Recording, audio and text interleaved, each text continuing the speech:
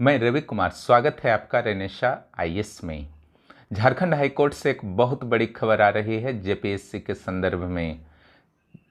वास्तव में यह मामला है छठी जेपीएससी का। जैसा कि आपको पता है, छठी जेपीएससी के दौरान नियमावली को मुद्दे को लेकर और रिजल्ट में अनियमितता को लेकर कई तरह के विवाद हुए थे और इन्हीं विवादों के बीच पिछले वर्ष 2020 में 21 अप्रैल को फाइनल रिजल्ट घोषित कर दिया गया था। लेकिन रिजल्ट में अनियमितता को देखते हुए करीब 50 से अधिक अभ्यर्थियों ने झारखंड हाई कोर्ट में याचिकाएं दायर कर दी थीं।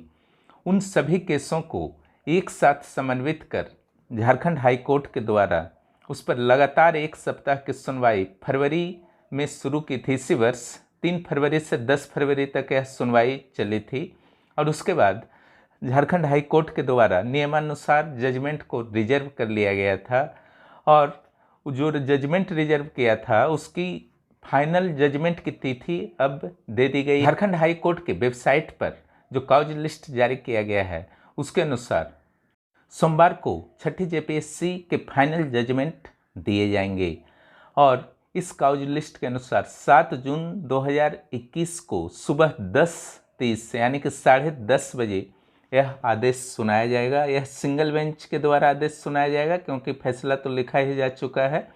यह कोर्ट नंबर 9 में होगा। ये वीडियो कॉन्फ्रेंसिंग के माध्यम से होगा, ठीक है, यानी कि वर्चुअली। और इसके न्यायाधीश हैं माननीय न्यायाधीश संजय कुमार द्विवेदी। राहुल कुमार वाद के जो राहुल कुमार के पक्ष के वकील हैं हाईकोर्ट में, वह हैं सुभाषिष रसिक सोरेन और सतीश सुजवल बेक।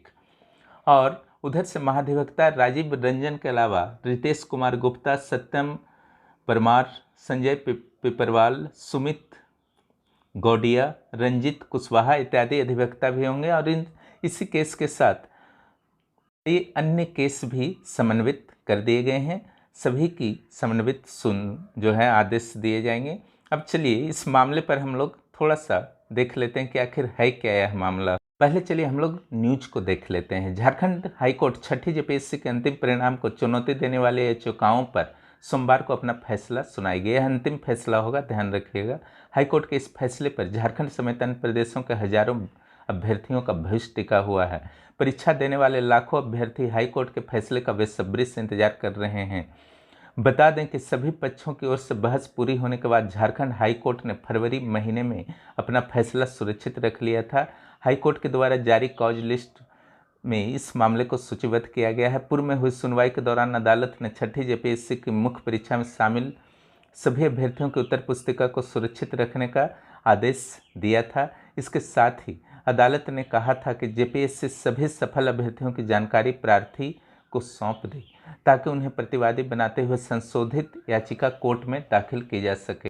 प्रार्थियों की तरफ से पूर्व महाधिवक्ता अजित कुमार और अधिवक्ता सुभाषिष रसिक सोरेन, अधिवक्ता इंद्रजीत सिन्हा समेत अन्य अधिवक्ताओं ने अदालत के समक्ष पक्ष रखा। वहीं जेपीएससी की ओर से अधिवक्ता संजय पिपरवाल और प्रिंस कुमार ने हाईकोर्ट में पक्ष रखा। वरिष्ठ अधिवक्ता आर.एस. मजूमदार एवं अन्य अधिवक्ताओं ने भी इस महत्वपूर्ण मामले में अदालत में अपने पक्षकारों की ओर से बहस की थी।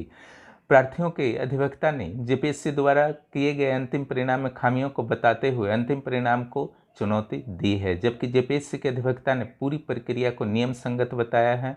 अब हाईकोर्ट इस मामले में क्या फैसला सुनाता है देखना महत्वपूर्ण होगा, क्योंकि हाईकोर्ट के फैसले पर राज्य के हजारों छात्रों और जेपीएससी से चयनित अभ्यर्थियों का भी भविष्य टिका हुआ है। चलिए मैं अब अपना विश्लेषण प्रस्तुत कर रहा हूँ निष्पक्ष तरीके से, उसे आप लोग ध्यान से सुनिए।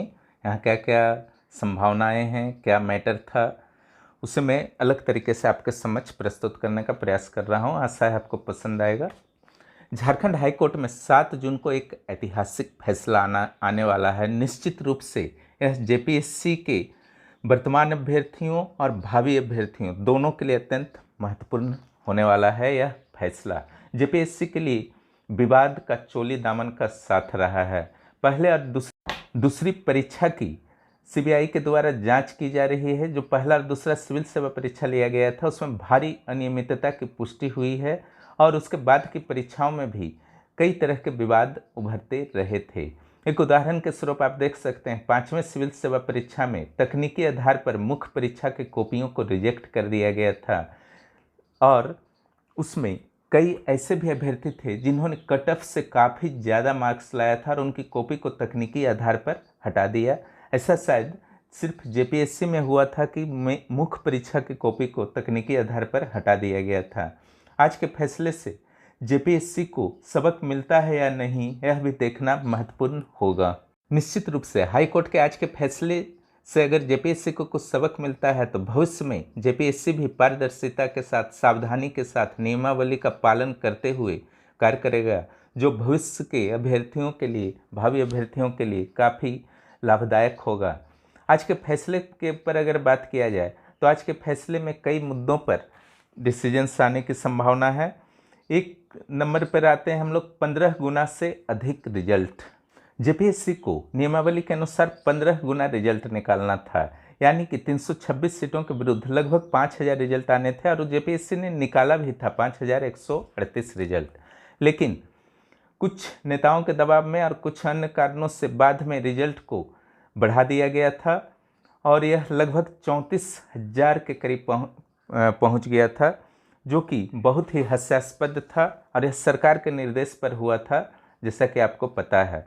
इसके विरुद्ध पंकज कुमार पांडे के द्वारा जो केस किया गया था उसमें 34,000 रिजल्ट को निरस्त कर 6,000 के आसपास रिजल्ट को मान्यता दी गई थी। लेकिन यह भी उल्लंघन था क्योंकि रिजल्ट आना चाहिए था 5,138, यानी कि 965 एक्स्ट्रा कैंडिडेट जो है आपका थे इन हो गए थे और इसमें भी थोड़ा अन्याय हुआ था अन्य वर्गों के साथ, क्योंकि ये जो 965 कैंडिडेट थे वो BC1 और BC2 से संबंधित थे।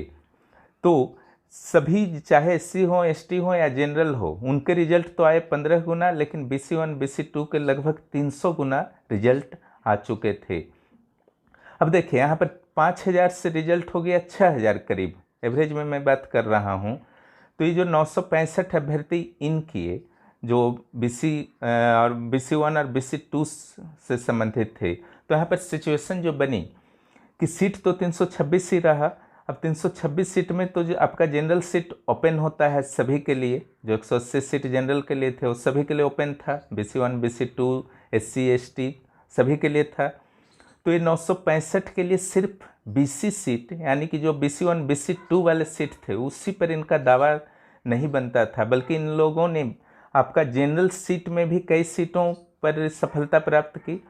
तो अगर 965 को नहीं लिया जाता तो जो पहले से सिलेक्टेड SC थे, ST थे या जनरल थे और यहाँ तक कि जो पिछड़े वर्ग के भी कैंडिडेट थे जो पहले से सिलेक्टेड थे, जो नियम के अनुसार 15 गुना में आते थे, उनकी संभावनाएं जो थी प्रभावित हुई। ठीक है, इस चीज़ के कारण राहुल कुमार वाद में इसको प्रमुखता से उठाया गया कि इस 965 को लेना जो है नियमावली का घोर उल्लंघन था। चलिए, जो दूसरा मामला पे आज सुनवाई आदेश आ सकता है वह है हिंदी इंग्लिश अर्हता। क्लियरली लिखा था जेपीएससी के नोटिफिकेशन में कि हिंदी और अंग्रेजी का जो पहला पेपर होगा वो क्वालिफाइंग होगा।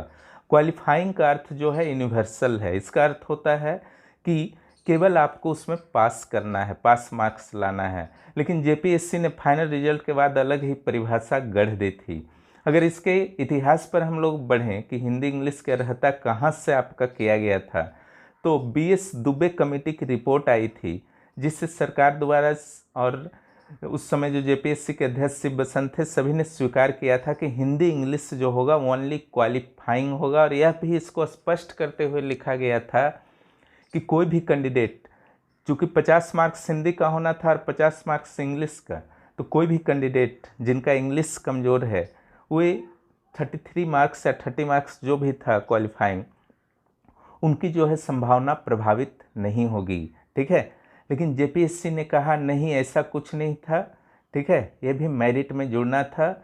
तो खैर चलिए, इस पर भी आज पटाक्षेप हो जाएगा कि जेपीएससी के पक्ष को जो है सही मानता है हाई कोर्ट या अभ्यर्थियों के पक्ष को, जो प्रभावित अभ्यर्थी हैं उनके पक्ष को।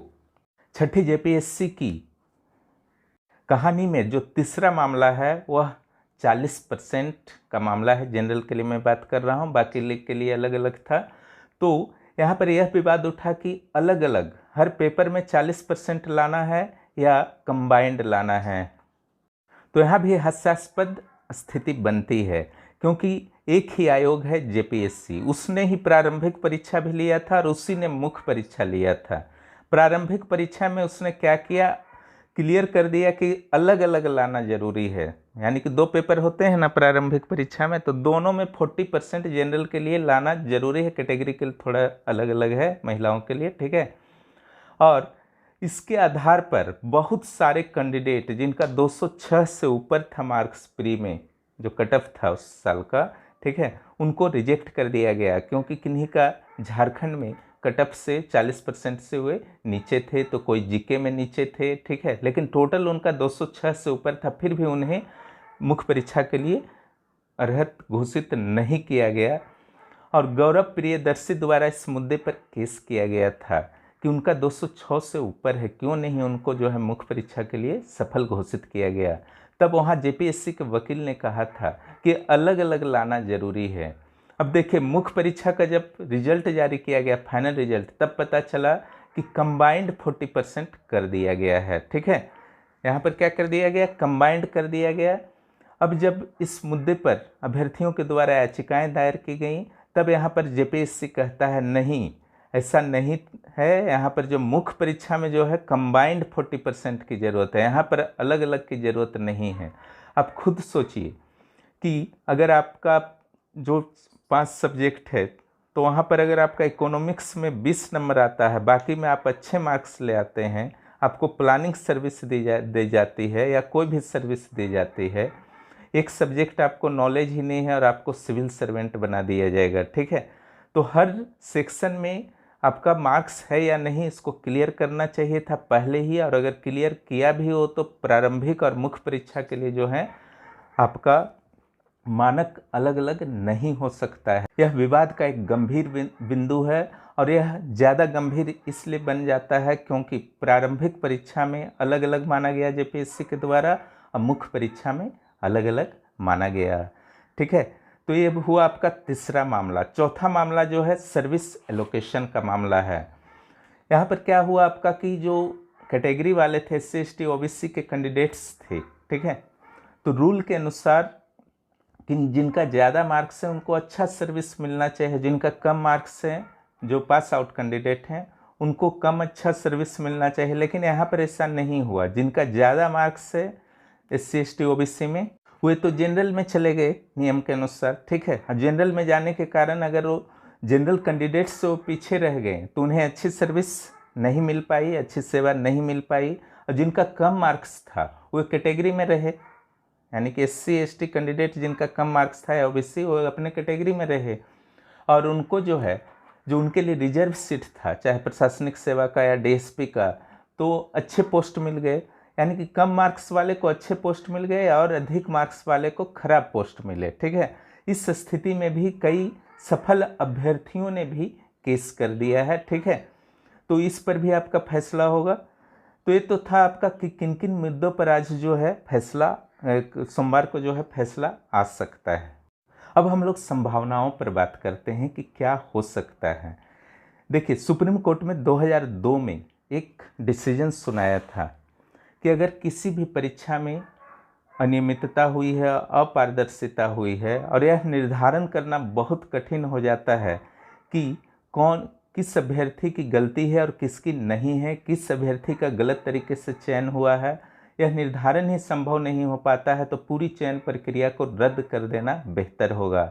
यही कारण है कि राहुल कुमार वाले वाद में विशेष रूप से मांग की गई है कि पूरी परीक्षा प्रक्रिया को ही रद्द कर दिया जाए। इसी प्रकार एक और वाद जो है कृष्ण मुरारी चौबे वाला केस है, उसमें यह मांग किया गया है कि चूंकि कट ऑफ जो है 600 रखा गया था, इसलिए 600 से ऊपर जितने भी कैंडिडेट्स के मार्क्स हैं उन्हें सरकार को कोई ना कोई सर्विस देना चाहिए। वह जो है एक अलग पक्ष है, ठीक है। और हाईकोर्ट में क्या निर्णय आ सकता है, इस पर कुछ भी आकलन करने से पहले हाईकोर्ट के द्वारा कुछ दिए गए निर्देशों को आप ध्यान से सुन लें। जैसे हाई कोर्ट ने जेपीएससी को कहा था कि जो भी सफल अभ्यर्थी हैं प्लस असफल अभ्यर्थी हैं, सभी के मुख्य परीक्षाओं की कॉपियों को सुरक्षित रखना होगा जेपीएससी को। दूसरा यह भी कहा था जो भी याचक जो प्रार्थी हैं राहुल कुमार, उनको सभी चयनितों के नाम और पता उपलब्ध कराए। तीसरा, सभी सफल अभ्यर्थियों को पक्षकार हाईकोर्ट के द्वारा बनाया गया था और 7 दिनों तक लगातार सुनवाई की गई थी। चलिए अब संभावनाओं पर बात करते हैं। तो मुझे जहाँ तक लगता है तो इसकी पहली संभावना है पूरी रिजल्ट को रद्द कर दिया जाएगा। इस स्थिति में 7वें से 10वें जेपीएससी के साथ कंबाइंड एग्जाम लिया जा सकता है, यह पहला संभावना है। दूसरा संभावना है रिजल्ट को यथावत रखा जाएगा, यानी कि जो 326 सिलेक्टेड कैंडिडेट हैं, यह कहा जाएगा कि चूँकि प्रशिक्षण ले चुके हैं, वेतन भी शुरू हो चुका है, इसलिए अब इन्हें हटाना उचित नहीं होगा और भविष्य के लिए कुछ निर्देश दिया जा सकता है। तीसरी जो संभावना मुझे लगती है, रिजल्ट में संशोधन किया जाएगा। इसमें कुछ अभ्यर्थी बाहर हो सकते हैं, कुछ नए अभ्यर्थी अंदर आ सकते हैं। हालांकि यह बहुत ही कठिन होगा, क्योंकि जिस अभ्यर्थी को बाहर किया जाएगा वे पुनः केस कर सकते हैं हाई कोर्ट या सुप्रीम कोर्ट में। ठीक है।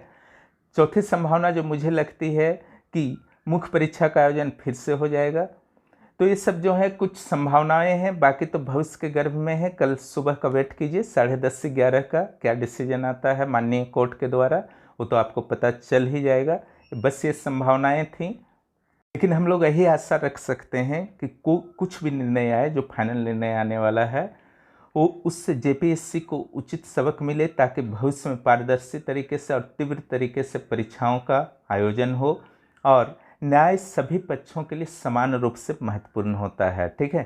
किसी भी विशेष आधार पर किसी को लाभ नहीं मिलना चाहिए। यह अलग मैटर है कि कोई पक्ष नौकरी कर चुका है, वेतन उठा चुका है, ट्रेनिंग कर चुका है, लेकिन न्याय न्याय होता है। अगर किसी एक भी योग्य अभ्यर्थी को चयन प्रक्रिया से बाहर कर दिया गया है किसी भी कारण से, ठीक है, तो उसे हक है सर्विस में वापस आने का, क्योंकि उसने भी मेहनत की थी, समान रूप से मेहनत की थी। जो सर्विस पा चुके हैं सिर्फ उन्होंने ही मेहनत नहीं की थी। ठीक है।